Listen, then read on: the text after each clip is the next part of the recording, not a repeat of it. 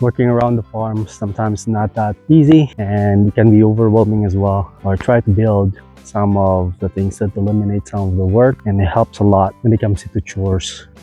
Just like this rabbit tractor here, you just have to move them every time, and that actually gave me a lot of time to do something else instead of cleaning up their droppings. This way I can just move them every time and they'll be fine, and they're also helping me out cut the grass, so that's a win-win. So I'm just making sure they have water all the time, but pretty much they're okay here every day. Yeah, now they're eating on the new grass now. So their tracks, because I left them overnight, they eat it away, and there's more to go for them to clean. This one is the best part, which is the clover. So I'm gonna move them on this patch here. So that's the one thing that I did on this rabbit, so I can eliminate some of the work. I built one for the meat birds, but unfortunately it's not that good. This is the first one I built before the rabbit, and I've seen a lot of flaws on this one because I used some of the salvage wood and I save a little bit on expense, but it's a little bit harder to pull, and I think they ran out of feed too. See? Yeah, there's no more feed.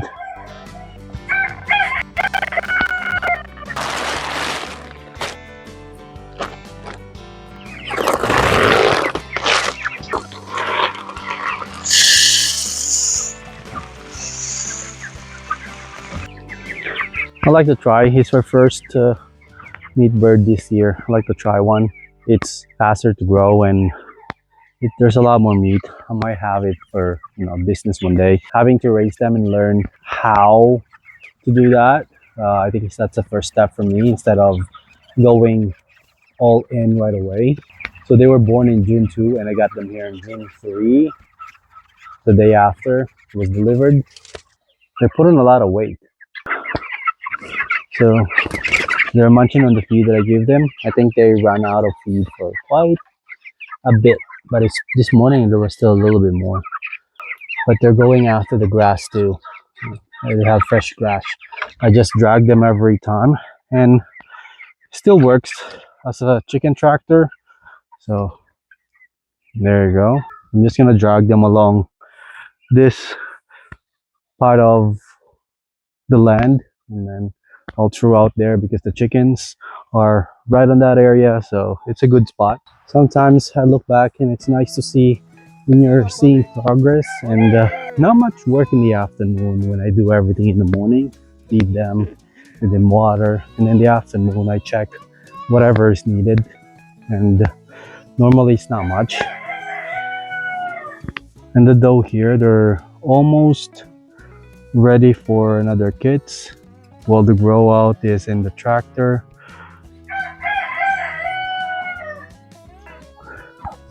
That's why I want to put on a lot of work on eliminating all the little work like water, food. As much as I can, I want to make it automated. So that's the same thing with the rabbit and the chicken too. I have the big bucket for the water, so I don't have to keep on filling up the water. That is why sometimes having a small farm is easier to manage than jump into a big one and get overwhelmed and lots of work, chores every day. Next thing you know, you're burnt out and you don't want to do it anymore. Bummer, because you like going to the farm, but it's not a good entry if you get into that situation. I felt that way at the beginning when I had so many projects because there was a lot of things in my head, but I got everything in order and had to do it one at a time, and it kind of worked.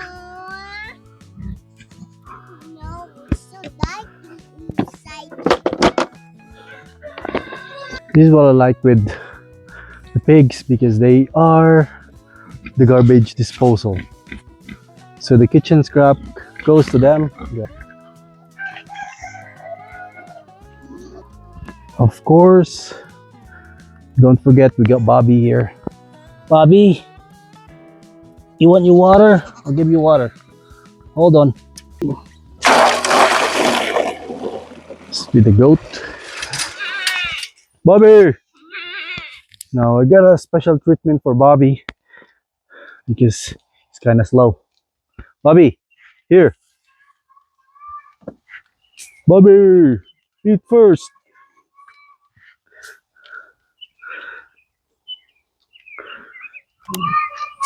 Love ya! The goat are going after Bobby's food. He has to munch it first. The babies are going so fast here, so this is a good thing. We're expanding the farm, and this is my son's favorite one. We call him Mumu. It's the one thing when spending time with them. Sometimes it can relieve some stress, so you can stay here for a while doing chores and they're not a headache. The pigs, nah, really, they are so big and they are very destructive. Unlike Bobby here, a kuni kuni, they're easy to handle. So if you wanted a pig that's easy to handle, a kuni kuni pig is the best way to go. I can move him no problem and I can load him in the trailer so easily. But for the rest of the pig, there's no way I can do it alone. And it's not much work on the pig and the goat because they have their own water. It's automated. The food is easy to come by because they have the pasture and they can eat pretty much most of their food in there. I gave them a little bit of hay just to supplement some of the grass that they can have in the pasture, but pretty much they will survive on their own and they will just graze the whole pasture all day, every day. This is the part that I felt defeated this year. So the garden area, I don't feel great when it comes into the progress. The other plants are fine, but the others are not great. So tomatoes, they seem to have thrived. I covered them a little bit when we had a very bad weather. They seem to recover, but some of the plants, I still have the plastic that I used to cover them. Some of the plants just didn't really make it. And this is an eggplant. They were so healthy, but they got hit by that cold wind. We had a frost and a hail. So, and that wasn't expected that we will get a hail, and wasn't able to cover them right away. And then during that night, the temperature drops. I try to cover as much as I can, as fast as I can.